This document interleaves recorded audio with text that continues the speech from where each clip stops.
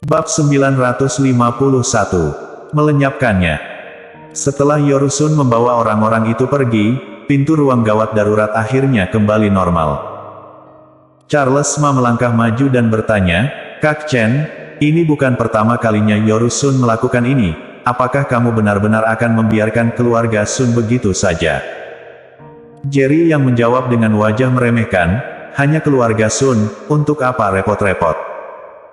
Kini dia telah memantapkan dirinya di kota Yan, bahkan keluarga kerajaan pun tidak bisa berbuat apa-apa padanya, apalagi keluarga Sun." Berdebat dengan sampah seperti Yorusun sama saja seperti merendahkan diri sendiri.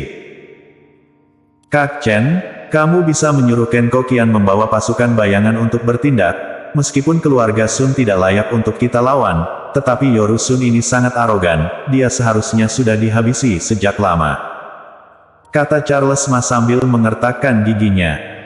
Jerry yang menggelengkan kepalanya, "Ini belum waktunya untuk menggunakan pasukan bayangan.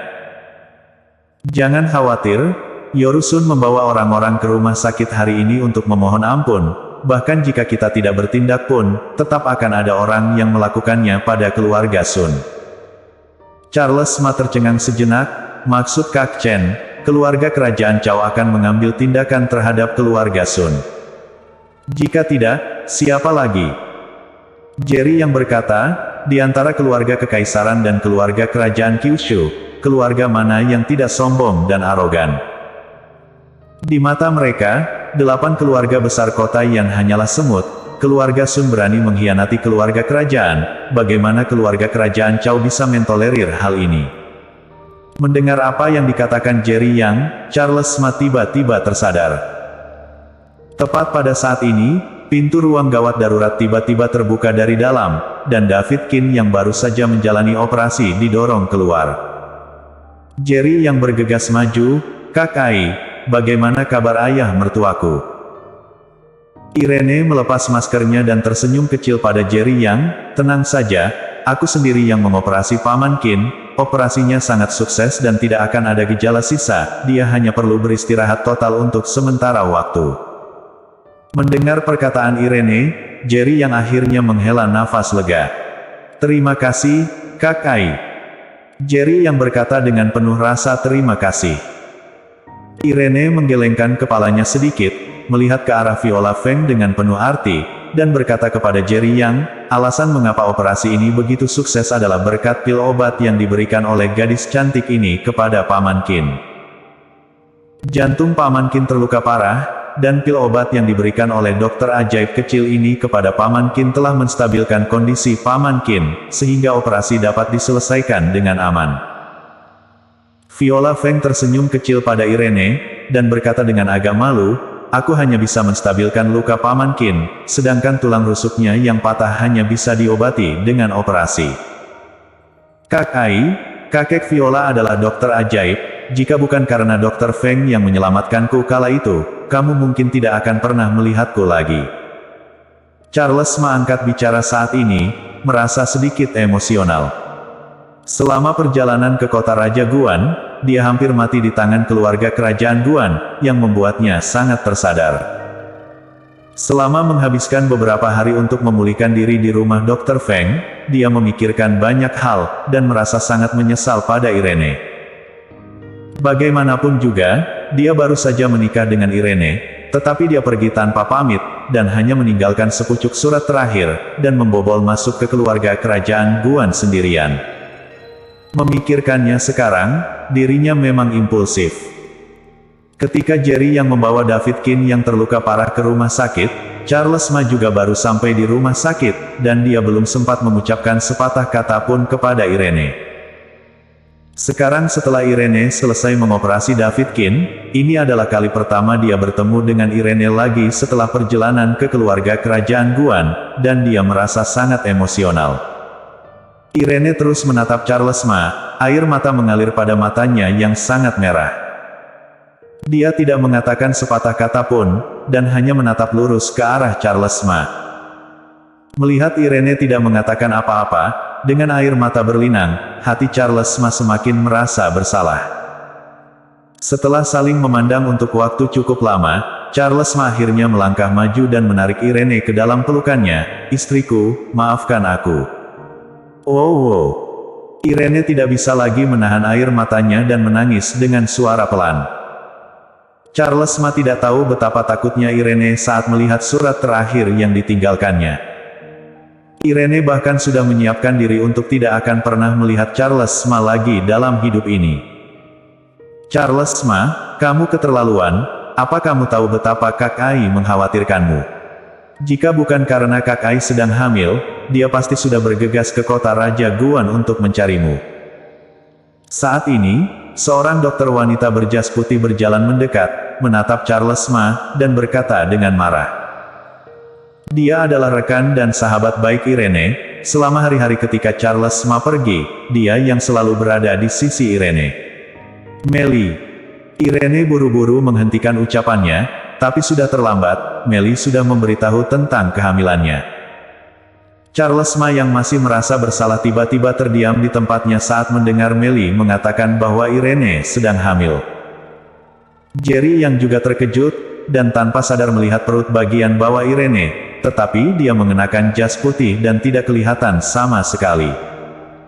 Setelah linglung beberapa saat, Charles Ma bertanya dengan emosional, sayang, apakah yang dikatakan Melly benar? Apakah kamu hamil? Aku akan menjadi seorang ayah. Karena kegirangan, seluruh tubuh Charles Ma bergetar, dan suaranya sedikit bergetar. Irene bisa merasakan emosi Charles Ma saat ini, tidak tahan untuk menyembunyikannya lagi, dan akhirnya mengangguk. Melihat Irene mengangguk, Charles Ma, pria besar ini, meneteskan air mata di wajahnya. Hahaha. Dia tidak bisa menahan tawa. Aku akan punya anak. Aku akan menjadi seorang ayah. Aku, Charles Ma, akan menjadi seorang ayah. Meskipun dia tertawa, namun dia merasa sangat bersalah di dalam hatinya. Untuk membalaskan dendam adiknya, dia bahkan mengabaikan istri yang baru saja dinikahinya. Untungnya dia dapat kembali hidup-hidup. Apa yang akan dilakukan Irene jika dia meninggal di keluarga kerajaan Guan? Apa yang harus dilakukan anak-anaknya di masa depan? Tidak pernah ada kata terlambat bagi seorang pria untuk membalas dendam. Namun, dia justru dibutakan oleh kebencian. Dia sadar bahwa ketika dia pergi ke keluarga kerajaan Guan dia bisa saja meninggal di sana, tetapi dia tetap meninggalkan istrinya. Plak, plak, plak. Charles Ma tiba-tiba mengangkat tangannya dan menamparkan dirinya sendiri beberapa kali. Aku bukan manusia, aku bukan manusia. Istriku, maafkan aku bersalah, aku benar-benar tahu aku salah. Di masa depan, aku tidak akan pernah melakukan hal kejam seperti ini lagi. Irene segera menghentikannya tangan Charles Ma, dan berkata dengan air mata mengalir di wajahnya, aku telah memaafkanmu. Jangan sakiti dirimu sendiri. Melihat pasangan yang hanya saling berpelukan, sudut bibir Jerry yang sedikit melengkung. Selama perjalanan ke kota Raja Guan ini, meskipun Charles Ma berada dalam situasi yang sangat berbahaya, tetapi untungnya semua sudah berlalu. Charles Ma diselamatkan olehnya, dan kini, hubungannya dengan Irene juga akan semakin dalam. Sekarang Irene sedang hamil dan Charles Ma akan segera memiliki anaknya sendiri. Jerry yang merasa sangat bahagia untuk saudara baiknya ini. Viola, ayo kita pergi. Jerry yang berkata kepada Viola Feng yang sangat tersentuh hingga diam-diam menyeka air mata di sampingnya. Di sisi lain, Yorusun kembali ke kediaman Sun setelah keluar dari rumah sakit bersama sekelompok anggota senior keluarga Sun. Di ruang rapat keluarga Sun, sekelompok anggota senior berkumpul di sekitar Yorusun, dengan wajah penuh kekhawatiran. Pemimpin keluarga, apakah Tuan yang telah memaafkan kita? Seorang anggota senior keluarga Sun bertanya. Ayah mertua Tuan yang terluka parah karena keluarga Sun, masih diselamatkan sekarang, bagaimana jika dia meninggal? Pemimpin keluarga, cepat pikirkan cara, apa yang harus dilakukan keluarga Sun di masa depan. Semua anggota senior keluarga Sun sedang merasa cemas saat ini. Tidak masalah jika David Qin baik-baik saja, namun jika David Qin sampai meninggal, Jerry yang pasti tidak akan melepaskan keluarga Sun begitu saja. Yorusun juga sedang bingung, dan suara-suara pertanyaan yang terdengar di telinganya membuatnya sangat kesal. Semuanya diam. Baru kemudian semua orang menjadi tenang. Yorusun melirik mereka semua, mengertakkan gigi dan berkata, "Tidak peduli apakah Tuan yang akan melepaskan kita atau tidak, kita semua sudah berjanji, keluarga Sun tidak akan pernah mengkhianati Tuan yang lagi." Kali ini, Yorusun benar-benar ketakutan karena Jerry Yang. Meskipun dia tidak menyaksikan adegan Jerry yang melawan ketiga pembunuh itu secara langsung, tetapi dia tahu betapa kuatnya ketiga pembunuh itu, dan tanpa Jerry yang bergerak, hanya dengan aura yang memancar dari tubuhnya saja sudah bisa membuat seluruh tubuhnya gemetar. Bisa dibayangkan seberapa kuat Jerry yang mampu membunuh tiga pembunuh sekaligus untuk melindungi kerabatnya. Dia memiliki firasat bahwa bahkan keluarga kerajaan Kyushu tidak akan berani menyerang Jerry yang dengan mudah. Jika tidak, orang-orang dari keluarga kerajaan pasti sudah akan memaksa Jerry yang untuk tunduk atau membunuh Jerry yang setelah dia menetap di kota Yan. Namun, sejauh ini, keluarga kerajaan Sue dan keluarga kerajaan Guan yang memiliki hubungan buruk dengan Jerry Yang, semuanya telah menarik diri dari kota Yan. Banyak juga anggota keluarga kerajaan Chow yang menderita kerugian besar di tangan Jerry Yang, tetapi Jerry Yang masih hidup dengan baik. Mungkinkah keluarga kerajaan Chow tidak tahu cara membalas dendam? Mengapa tidak membalas dendam? Ini hanya dapat menunjukkan bahwa bahkan keluarga kerajaan Chow tidak dapat menyentuh Jerry Yang. Justru karena hal inilah dia berani mempermalukan Zico Chow di depan umum, dan membawa semua anggota senior keluarga Sun untuk mengaku bersalah. Pemimpin keluarga, fakta bahwa kita telah pergi ke rumah sakit untuk memohon pada Jerry yang hari ini pasti akan menyebar hingga keluarga-keluarga Chow. Seandainya jika keluarga kerajaan Chow ingin menghancurkan keluarga Sun, apa yang harus kita lakukan? Tiba-tiba, seorang anggota senior keluarga Sun berbicara dengan serius di wajahnya. Saat ini, semua orang memandang Yorusun, masalah ini juga yang paling mereka khawatirkan. Jejak kegilaan melintas di mata Yorusun. Setelah beberapa lama, dia menggertakkan giginya dan berkata, "Selama Zico Chow berani menyentuh keluarga Sun, kita akan melawannya." Saat keluarga Sun sedang mendiskusikan tindakan balasan, Gold Club, lantai atas, di paviliun Kaisar berada. "Tuan Muda Chow, bajingan Yorusun ini benar-benar pergi untuk memohon ampun pada Jerry Yang, dan bahkan menyalahkan Anda atas perekrutan Weni Sun terhadap pembunuh Red Dust. Tidak hanya itu, tapi Yorusun juga telah membunuh Weni Sun. Dia membunuhnya agar tidak dapat bersaksi." Zico Chow sedang duduk dengan nyaman di atas sofa besar, dan anak buah terkuatnya, Samuel Bai, berdiri di depannya dan memberitahu Zico Chow semua yang terjadi di rumah sakit. Yorusun, kamu tidak akan mati jika tidak mencari masalah.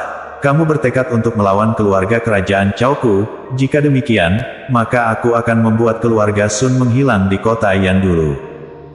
Jejak kekejaman melintas di mata Zico Chow. "Tuan Muda Chow, apa maksud Anda?" Samuel Bai bertanya. Zico Chow dengan lembut mengguncang gelas di tangannya, dan berkata perlahan, "Pertama, lenyapkan Yorusun terlebih dahulu." Bersambung.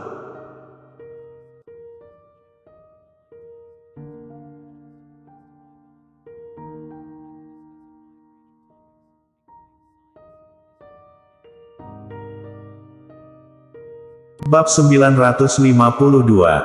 Merahasiakannya untukku.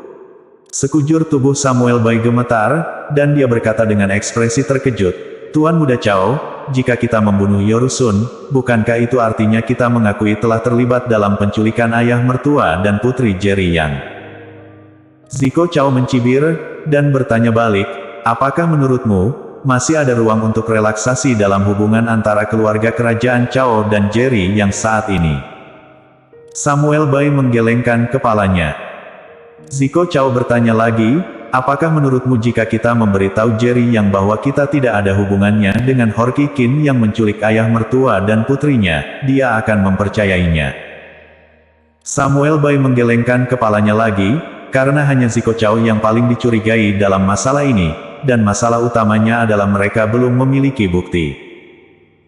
Saat ini, Yorusun bahkan telah membunuh keponakannya sendiri untuk menyenangkan Jerry Yang, dan menjebak Zico Chao sebagai dalang di balik semua ini, dan Weni Sun juga bertindak atas perintah Zico Chao. Dengan begini, Jerry yang tidak akan percaya bahwa masalah ini tidak ada hubungannya dengan Zico Chao. Tentu saja, semua ini adalah keinginan Zico Chao. Jerry yang akan curiga bahwa masalah ini ada hubungannya dengan Zico Chao, meskipun tidak ada bukti, tetapi dia juga tidak membutuhkannya. Seperti yang dikatakan Zico Chao, tidak ada ruang lagi untuk relaksasi antara keluarga kerajaan Chao dan Jerry Yang. Karena itu, tidak peduli apakah yang terjadi pada keluarga Sun itu terkait dengan Zico Chao atau tidak, lalu kenapa? Aku mengerti. Setelah berpikir sejenak, Samuel Boy mengangguk kecil, lalu berbalik dan pergi. Setelah Samuel Boy pergi, Zico Chao menyipitkan matanya sedikit. Jerry Yang, Jerry Yang, kamu benar-benar di luar dugaan. Kamu masih sangat muda, tetapi sudah memiliki kekuatan yang sebanding dengan pemimpin keluarga besar di Qingwang. Namun, lantas apa? Selama kamu bukan pendekar puncak alam raja, kamu akan mati di depan keluarga kerajaan Chao. Setelah Zico Chao selesai berbicara, dia menghubungi seseorang, dan panggilan segera terhubung. Zico Chao berkata dengan cepat, "Ayah, tugasku menghadapi halangan besar." Apa yang terjadi? Ada sedikit keterkejutan dalam suara ayah Zico Chao. Sebagai ayah dari Zico Chao, dia tahu dengan jelas orang seperti apa Zico Chao itu. Jika Zico Chao mengatakan sedang menghadapi halangan besar, maka itu cukup untuk menunjukkan bahwa Zico Chao sedang menghadapi masalah besar. Ada pendekar alam raja tahap akhir di kota Yan. Zico Chao berkata dengan suara tenang, Red Dust telah mengirim 3 pembunuh, tetapi mereka semua mati di tangan pria itu. Apa? Pendekar alam raja tahap akhir. Bahkan ketiga pembunuh Red Dust dibunuh olehnya sendirian. Ayah Zico Chao tertegun. Dia adalah kepala keluarga ketiga keluarga kerajaan Chao, dan di keluarga kerajaan Chao, dia memiliki status yang sangat tinggi, dan bahkan Raja Chao juga menghormatinya. Dan dirinya sendiri juga seorang pendekar alam raja tahap akhir. Di keluarga kerajaan Chao, seseorang yang berada pada ranah alam raja tahap akhir, sudah merupakan eksistensi yang sangat kuat, tetapi di kota Yan, tak disangka ada seorang pendekar yang sekuat tingkat ini. Ini membuatnya merasakan tekanan yang belum pernah terjadi sebelumnya. Mengirim Zico Chao ke kota Yan untuk menyelesaikan tugas memang sangat sulit. Ayah, dia mungkin akan menyerangku dalam waktu dekat. Aku harap keluarga dapat mengirim orang-orang kuat untuk melindungiku. Zico Chao menyampaikan permintaannya. Jangan khawatir, aku akan pergi menemui Raja Chao sekarang. Malam ini, akan ada pendekar ahli keluarga kerajaan yang pergi ke kota Yan untuk melindungimu. Kata ayah Zico Chao dengan suara berat. Terima kasih ayah. Zico Chao tiba-tiba berkata lagi, ngomong-ngomong, ayah, ada hal lain yang sangat penting yang perlu aku laporkan kepada Anda. Siang tadi, Horki Qin, pewaris keluarga Qin, telah meninggal dunia. Dia juga mati di tangan orang itu. Kata-kata Zico Chao mengejutkan kepala keluarga ketiga Chao. Dia sangat bernyali. Dia bahkan berani membunuh pewaris keluarga Qin. Kepala keluarga ketiga dan Horki Qin adalah pendekar dari generasi yang sama. Dia tentu saja tahu seberapa kuat seni bela diri Horki Qin, dan dia juga tahu seberapa besar ekspektasi yang diberikan pemimpin keluarga Qin terhadap Horki Qin. Namun, Horki Qin justru meninggal di kota Yan sebelum mewarisi posisi pemimpin keluarga Qin. Dapat dibayangkan bahwa begitu masalah ini diketahui oleh keluarga Qin, hal gila apa yang akan dilakukan oleh mereka. Zico Chao tiba-tiba berkata, jika kita bisa menyingkirkan Jerry yang dengan bantuan keluarga Qin, itu bisa sangat mengurangi tekanan pada keluarga kerajaan Chao. Seperti yang diharapkan dari putraku, kamu telah mempertimbangkannya dengan sangat baik. Aku akan melaporkan masalah ini kepada pemimpin keluarga secara pribadi, dan keluarga kerajaan harus memberimu pujian besar. Kata kepala keluarga ketiga keluarga kerajaan Chao dengan gembira. Terima kasih ayah. Setelah menutup telepon, sudut mulut Zico Chao terangkat. Jerry Yang, aku ingin melihat berapa lama kamu bisa bertahan di depan para pendekar ahli keluarga Qin. Bahkan jika kamu bisa bertahan, masih ada pendekat ahli dari keluarga kerajaan Chaoku. Aku tidak percaya bahwa pendekar ahli dari dua keluarga besar di Qingwang tidak dapat membunuhmu. Jerry yang berada jauh di rumah sakit, tiba-tiba bersin. Siapa yang terus memikirkan aku ini? Jerry yang berkata sambil tersenyum masam. David Qin telah terbangun dari anestesi, dan Feli juga terbangun setelah 2 jam tidur nyenyak. Tampaknya pil obat yang diberikan Viola Feng kepada Feli benar-benar manjur. Setelah Feli bangun, dia sepertinya sudah lupa dengan apa yang terjadi pada keluarga Sun, dan wajahnya kembali tersenyum seperti semula. Saat ini, dia sedang bermain dengan Viola Feng. Jerry Yang, aku berharap bisa merahasiakan apa yang terjadi hari ini dari Lexi dan Yumi. David Qin yang terbaring di ranjang rumah sakit berbicara dengan wajah lemah. Jerry yang tersenyum masam, "Ayah, bagaimana Anda bisa menyembunyikan kondisimu saat ini?"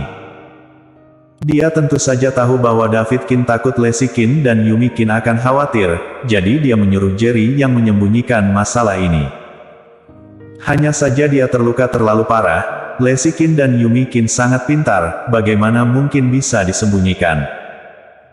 Dan yang terpenting, Feli juga mengalami apa yang terjadi di tempat penampungan bawah tanah keluarga Sun. Meski kemudian dia jatuh pingsan, namun dia masih ingat adegan David Qin dipukuli dengan keras oleh Horky Qin sebelum pingsan.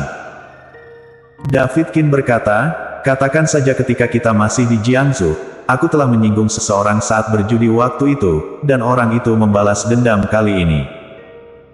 Mendengar apa yang dikatakan David Qin, Jerry yang mengangguk, dia akan menggunakan alasan ini, tapi dia tidak tahu apakah Lexi Qin dan Yumi Qin akan mempercayainya.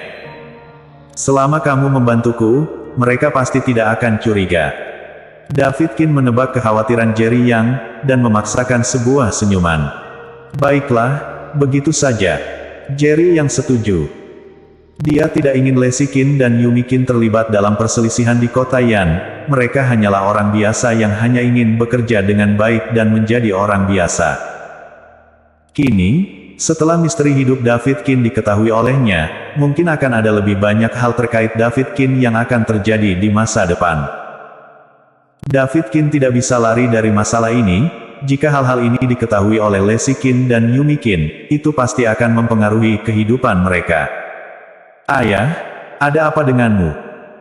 Pada saat ini, Yumi Qin yang mengenakan pakaian bekerja bergegas ke bangsal, melihat David Qin terbaring di ranjang rumah sakit, dan langsung menangis.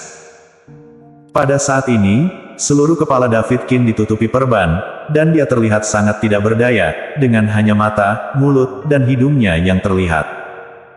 Tubuhnya juga ditutupi kain kasa putih, dan bahkan terlihat darah yang merembes keluar, menodai kain kasa itu menjadi merah.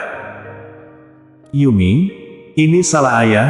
Dulu ketika di Jiangsu, ayah tidak seharusnya berjudi. Akibatnya, ayah menyinggung seorang sosok besar saat itu, dan kali ini dia membalas dendam. Tidak hanya aku terluka, aku juga hampir melibatkan Feli. Jika bukan karena Jerry Yang, ayah mungkin tidak akan pernah melihatmu lagi seumur hidup ini. Ayah baik-baik saja, hanya mengalami sedikit luka pada kulit. Ayah tahu ayah salah, dan ayah tidak akan pernah melakukan kesalahan yang sama lagi di masa depan." David Qin berkata dengan cepat. Bersambung.